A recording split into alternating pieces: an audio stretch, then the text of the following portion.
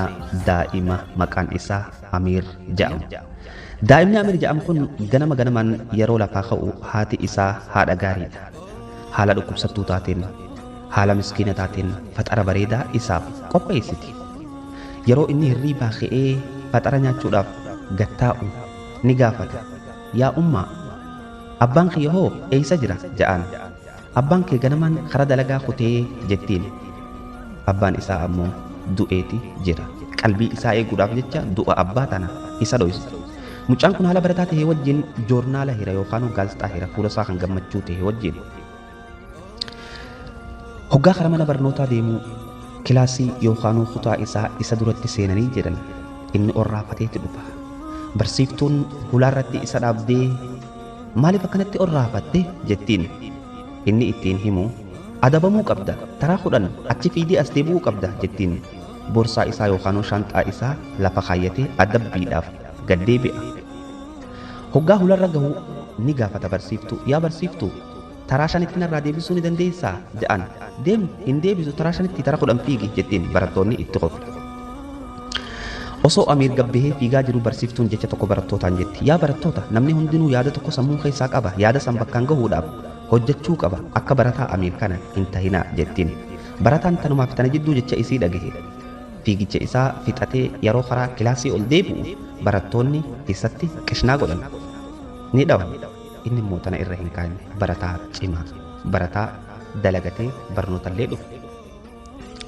Mucaan kun hoggaa barnoota fixan booda ni muga. Yeroo inni mugu barattoonni dhufeeti qishnaa isatti godha. Yaadni mucaa kanaa yaada guddaadha.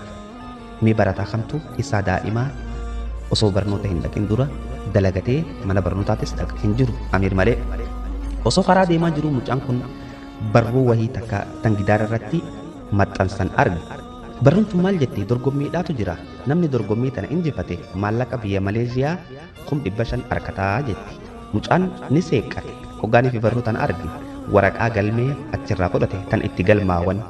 Waraqaa tana fudhatee osoo deemaa jiru baas isaa jalaa kute yookaan atoobis mana barnootaa isa jalaa dabre.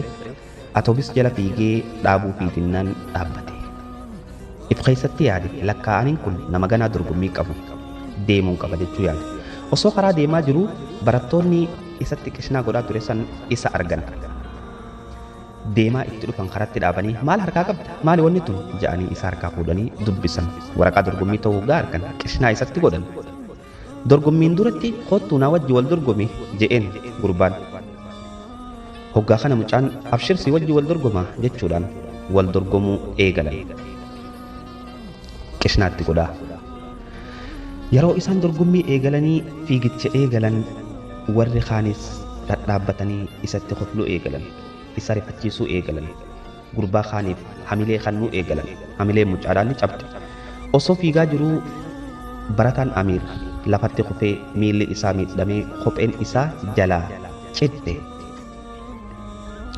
Haaluma kopheen isaa jalaa citte wajjin miilli isaa miidhamee wajjin yaanni isaa kan niin dorgoma jedhu san isa keessaa hin banne. Osoo karaa deemaa jiru namicha kophee gurguru arge. Kopheelee tana keessaa ni laallate. Kopheen hanqitaa ni qabdaa je'een. Namichi fuudheeti itti agarsiise. Ni jirti kopheen sinqitaa je'een. Meeqa jechuudhaan gaafate? Maallaqa biyya Maleeshiyaa 30 je'een. Yeroo kana 30 kana fidatee dhufuudhaaf yaade. Hoggaa manatti galuu haati isaa laaqanaaf isa yaamti. Inni immoo mana keessa taa'eeti miidhama miilli isaa miidhame san laalaa jira. Tanumaa tana jidduu haati isaa itti ol seente ni rifatte. Yaa ilma koo maal taate jettee isa wal'aanuu eegalte.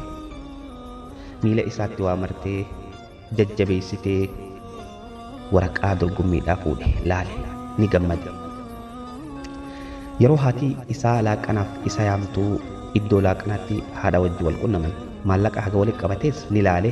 Maallaqa meeqa akka qabu kophee san bitachuudhaaf jecha maallaqni isaa yeroo inni waan walitti qabachaa ture san keessaa gad baasuu hin guunneef maallaqa biyya sanii 20tu irraa irrate. Haboo isaa bira dhaqee yaa haboo tiyya guyya lamaaf mana uteela keetii kana dalagachuun hin danda'a je'een ni hayyamteef dalagaa eegale. Mana kanatti deddeebi'ee dalagatee maallaqa barbaadu san guuttatee haadhatti agarsiise waraqaa dorgommiidhaa. yaa ummaatoo dorgommiidhaan dorgomuu deema waraqaa tana laali namni dorgommii tana injifate maallaqa biyya Maleeshiyaa 500 harkata je'een haati isaa isa jajjabeessitee yaa ilma koo dorgommii tanaas dorgomi garummoo barnoonni kee akka siif caalu beeki kophee san deemeeti bitate kophee itti yaaddawu san ijoolleen isa miidhaa turte san kophee irraa fuuteeti darbite haati dhuftee isa jajjabeessite maal taate yaa ilma koo maaliif booja haati isaa haala dhukkubsattuu taateen qalbii isaa eeguu hin dhiifne kophee na duraa darban jennaan hin boohin yaa ilma koo jetteeni bakka laaqana isaaniitti kophee isaa tan cette san hodhiitee fiddeef mucaan isatti dhagahame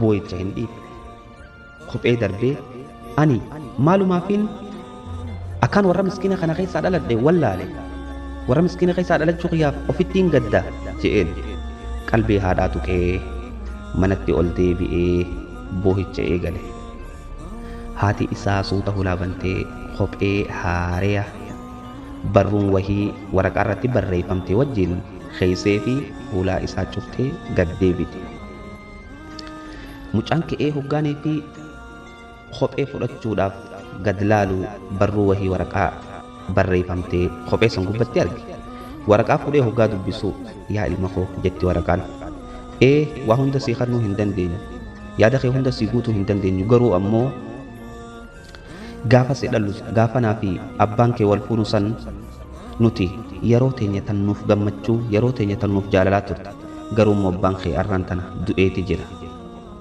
du'a abbaatis waraqaa san keessatti itti himte mucaan eega waraqaa dubbisee fixe booda hedduu yaaddawee rifatee haati isaa haadha gaarii tahuu arge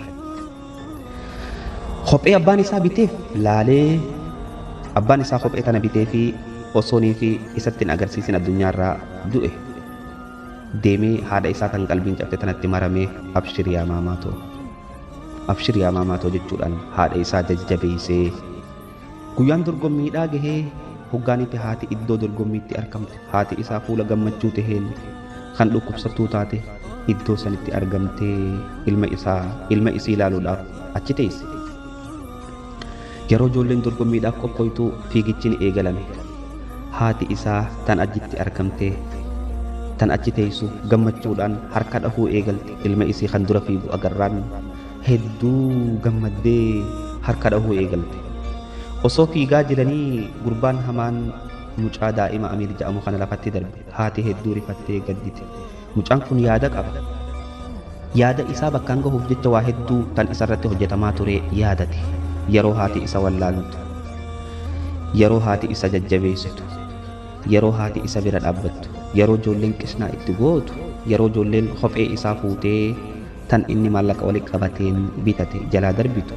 hunda takka takkatti yaadate haadha isaa dhukkubsattuu tahus abbaan isaa akka addunyaarraa deemees yaadate yaa subhaanallah yeroo haadha isaa ofitti maru hunda yaadate haati isaa gadditee sagalee gabaabtuu taateen abshir yaa ilma koo jechuu eegalte barataan Amiir ammallee garaa hin murre yaada sammuu keessaa qaba bakkaan gahuuf jecha lafaa ka'e haati ni iyyite ni gammadde harka dhahuu fi eegalte barataan yaada sammuu keessaa qabu kun yaada isaa bakkaan gahuuf jecha lafaa ka'ee fiigicha eegale ammallee ijoollee hunda bira dabree boodarratti haati isaa gammachuu keessa imimmaan lolaasuu eegalte barataan Amiir hunda injifatee dura bahe yaada isaa bakkaan ga'e haati nama keessaa ol kaatee gammaddee dhodhoytee laalaa ilmi kiyya injifatee jetteen yaa Allah gammachuudhaan booyaa